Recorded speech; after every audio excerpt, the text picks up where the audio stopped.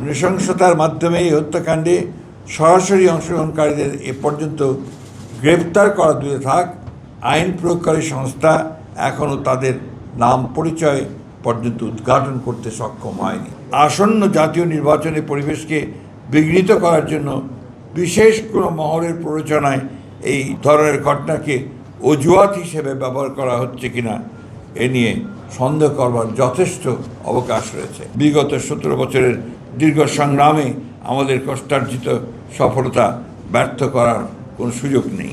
যুক্তরাষ্ট্রের 1 নম্বর gym chain গোল্ডস gym এখন আবারও বাংলাদেশে। বসুন্ধরা আবাসিক এলাকা ও বসুন্ধরা সিটি শপিং মলে। প্রিয় সাংবাদিক বন্ধুগণ, আসসালামু আলাইকুম। আজকে আমরা একটা বিশেষ প্রেক্ষিতে আপনাদের সামনে উপস্থিত হয়েছি।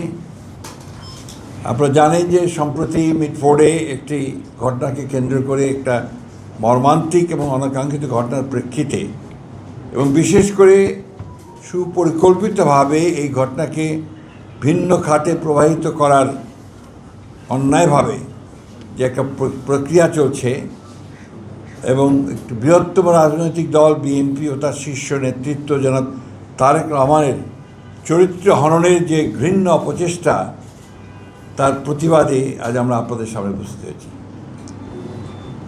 আপনারা ইতিমধ্যে অবহিত হয়েছেন যে একটি বিবেকবান রাজনৈতিক দল হিসেবে সাম্প্রতিককালে রাজধানী ঢাকার মিটফোর্ড এলাকায় সংগঠিত লালচাঁদ সোহাগ হত্যাকাণ্ডে বাংলাদেশ জাতীয়তাবাদী দল বিএনপি তার তীব্র নিন্দা, প্রতিবাদ ও দৃষ্টান্তমূলক শাস্তি দাবি করেছে এবং এই হত্যাকাণ্ডে সংশ্লিষ্ট তা প্রমাণিত না হওয়ার পরেও যাদের নাম এসেছে তাদের মধ্যে বিএনপির সঙ্গে জড়িত যে দু একজনের নাম এসছে তাদেরকে দলীয় শৃঙ্খলা আলোকে আজীবন বহিষ্কারের মতো সর্বোচ্চ সাংগঠনিক ব্যবস্থা গ্রহণ করা হয়েছে। নিহতের পরিবার পক্ষ থেকে ইতিমধ্যে মামলার এজাহারের অসঙ্গতি সম্পর্কে বক্তব্য দেওয়া হয়েছে। তাদের বক্তব্য থেকে জানা যায় যে তাদের উল্লেখিত 3 জন অপরাধীদের নামের স্থলে এমন 3 জনের নাম সংযুক্ত করা হয়েছে যাদের বিরুদ্ধে তাদের কোনো অভিযোগ নেই। দুঃখজনক হলো সত্য, নৃশংসতার মাধ্যমে এই হত্যাকাণ্ডে সরাসরি অংশগ্রহণকারীদের এ পর্যন্ত গ্রেপ্তার করা দূরে থাক, আইন প্রয়োগকারী সংস্থা এখনও তাদের নাম পরিচয় পর্যন্ত উদ্ঘাটন করতে সক্ষম হয়নি। তাছাড়াও আমরা বর্তমান সরকারের কাছে এই হত্যাকাণ্ডে সরাসরি অংশ নেওয়া ব্যক্তিদের গ্রেপ্তার এবং দ্রুত বিচারের পদক্ষেপ গ্রহণের দাবি জানিয়েছি। এমন দৃঢ় দলীয় অবস্থান থাকা সত্ত্বেও একটি চিহ্নিত মহল পরিকল্পিতভাবে আমাদের দল এবং শীর্ষ নেতৃত্বের শালীনতা ও চরিত্র হননের দুঃসাহস প্রদর্শন করছে। সার্বিক বিবেচনায় আমাদের বেশ কয়েকটি বিষয় গুরুত্বের সঙ্গে অনুধাবন করা প্রয়োজন বলে আমরা মনে করছি, কারণ বিষয়গুলো জনমনে কিছু প্রশ্নের উদ্রেক করেছে। এই হত্যাকাণ্ডের ঘটনা কোনো রাজনৈতিক স্বার্থসিদ্ধির জন্য ব্যবহার হচ্ছে কিনা এবং এর মাধ্যমে আসন্ন জাতীয় নির্বাচনের পরিবেশকে বিঘ্নিত করার জন্য বিশেষ কোনো মহলের প্ররোচনায় এই ধরনের ঘটনাকে অজুহাত হিসেবে ব্যবহার করা হচ্ছে কিনা এ নিয়ে সন্দেহ করবার যথেষ্ট অবকাশ রয়েছে।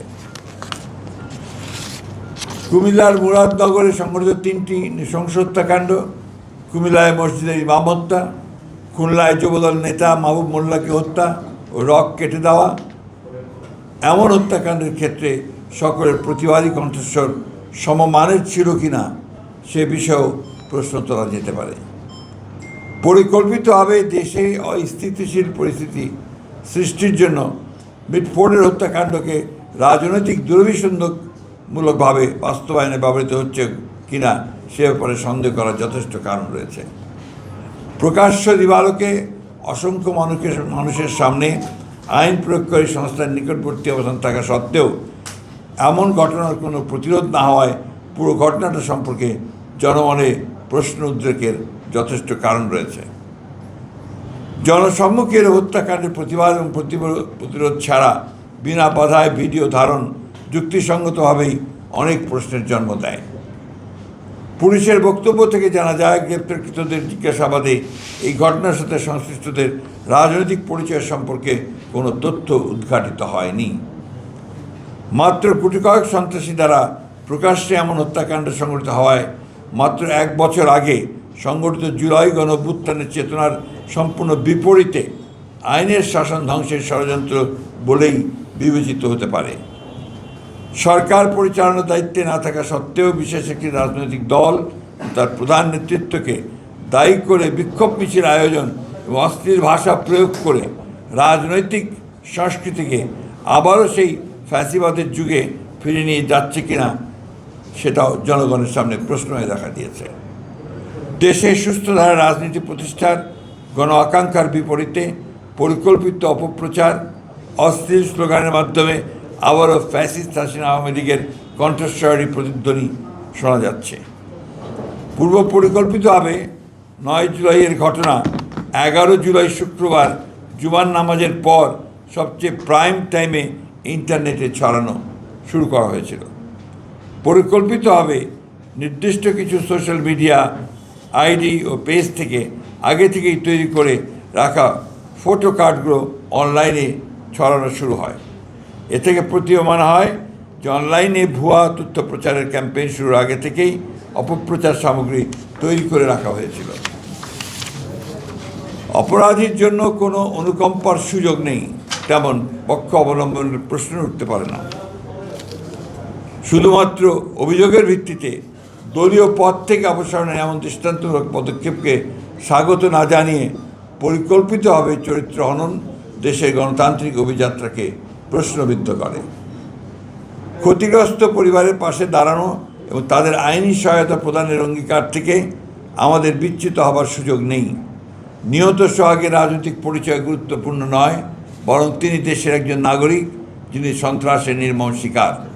ফলে তার পরিবারের সাথে আমরা এই অপকর্মের দৃষ্টান্তমূলক শাস্তি দাবি করেছি। হত্যাকাণ্ডের দ্রুত বিচার ও দৃষ্টান্তমূলক শাস্তির দ্রুত কার্যকর করার বিষয়ে আমাদের দলীয় অবস্থান সুদৃঢ় ও অপরিবর্তিত। একটা বিষয় আমার মনে হয় যে আপনারা সবাই লক্ষ্য করেছেন যে পুলিশের যে ইনভেস্টিগেশন তার রিপোর্টে কিন্তু বলা হচ্ছে এটা কোনো চাঁদাবাজির ব্যাপার ছিল না, এটা সম্পূর্ণভাবে ব্যবসায়িক ঘটনা থেকে এটা সংঘটিত হয়েছে। সুতরাং এটাকে দলীয় কালার দেওয়া, বিশেষ করে আমাদের নেতাকে এর মধ্যে সম্পৃক্ত করার যে বিষয়টা আছে, এটা পরিপূর্ণভাবে এটা একটা ষড়যন্ত্রমূলক চক্রান্তমূলক ঘটনা আমাদের দল এবং আমাদের চেয়ারপারসনকে, দলীয় চেয়ারম্যানকে আপনার চিহ্নিত করার ব্যাপারে এবং তার ভাবমূর্তিকে বিনষ্ট করার জন্য। নৃশংস হত্যাকাণ্ডের অন্তর্নিহিত কারণ অনুসন্ধানের জন্য আমরা উপযুক্ত ব্যক্তিবর্গের সমন্বয়ে একটি তদন্ত তথ্যানুসন্ধানী কমিটি গঠনের সিদ্ধান্ত নিয়েছি, যারা প্রকৃত সত্য উদ্ঘাটন করবেন এবং তার জনসম্মুখে প্রকাশ করবেন।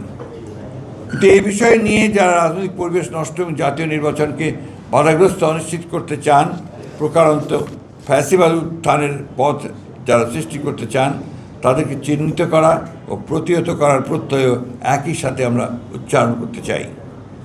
বিএনপির অবস্থান বরাবরের মতোই খুব স্পষ্ট। অপরাধীর কোনো দলীয় পরিচয় থাকতে পারে না, ব্যক্তির অপরাধের সাথে দলের কোনো সম্পর্ক নেই।